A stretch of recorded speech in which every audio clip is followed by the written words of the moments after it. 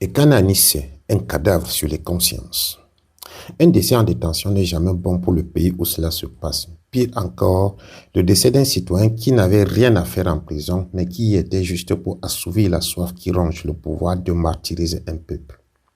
Ce témoignage d'une avocate, vice-présidente de la Commission des droits de l'homme au barreau du Cameroun, confirme le niveau de haine et de mépris qui habite ceux-là même qui au quotidien parlent du bout des lèvres du vivre ensemble et d'un Cameroun en paix. Maître d'orgasme comme il raconte, je cite, « Je suis d'autant plus choqué quand je vois des confrères se taire. Je suis allé plusieurs fois en tant que vice-présidente de la Commission des droits de l'homme du barreau. Je n'ai pas eu accès aux motifs qu'il faut écrire au CED. Mercredi encore, j'y étais avec Maître Laurie Mebon. Le colonel a exigé qu'on choisisse une seule personne à voir et nous avons choisi le président Ekane. Quand nous arrivons dans sa chambre qui était entrouverte, je l'ai vu coucher, amaigri avec un appareil au niveau du nez. Le garde nous demande de nous présenter. On le fait et en lui disant que le colonel a donné son autorisation, il nous dit qu'il n'a pas reçu des instructions et a fermé la porte. Comment ne pas s'offusquer de subir tout le temps les mêmes frustrations?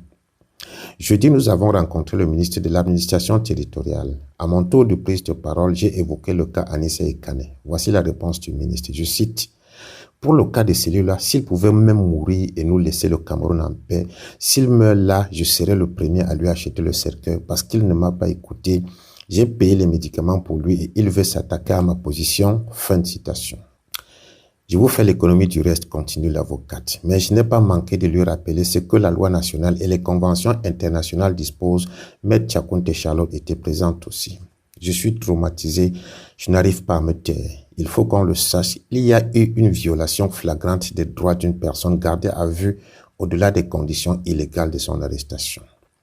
Il dit que l'État est un monstre froid, mais je pense que les avocats doivent se lever contre ces violations. Si vous vous taisez, votre tour n'est plus loin. Pour ceux qui vont transférer mon message, je peux vous dire que nous sommes tous des Ekanes de demain, que ceux qui le feront pensent à demain. Une certaine opinion demande souvent si ce sont des humains qui gouvernent le Cameroun. Mais la réponse est bien là, ce sont les humains, même si certains sont inhumains.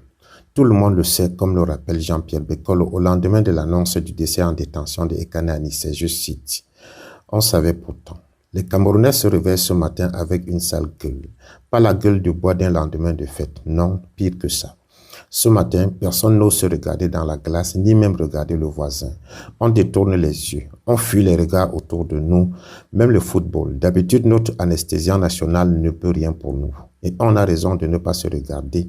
Parce que celui que nous fuyons, celui en face, celui à côté, celui dans le miroir, sait. Il sait que nous savions, je savais, tu savais. Nous savions tout ce qui était en train de se faire et nous savions que ce n'était pas bien. Nous savions aussi que celui-là à qui on le faisait n'avait rien fait. Nous savions même que ce qu'il faisait, il ne le faisait pas pour lui-même.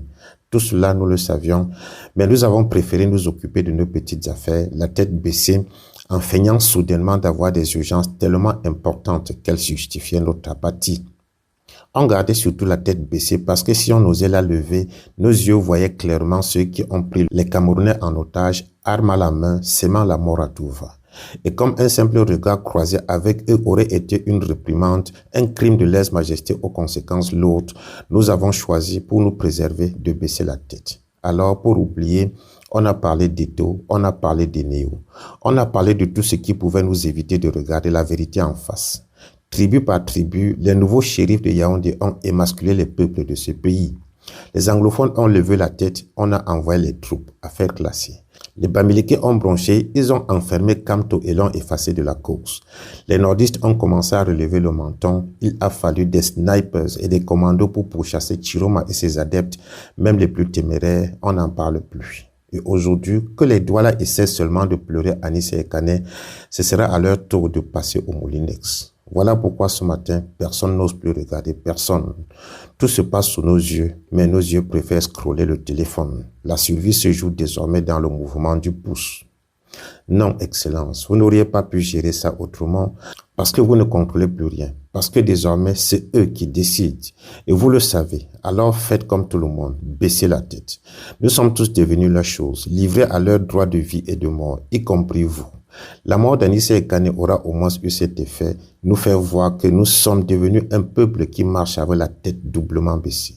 Nous baissons la tête une première fois pour détourner le regard de ce qui se passe sous nos yeux, comme ce qui vient de se passer.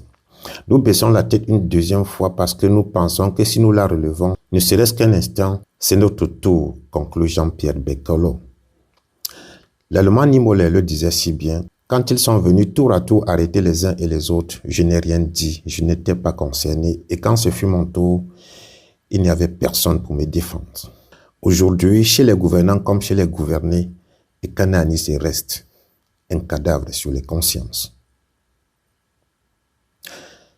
À demain.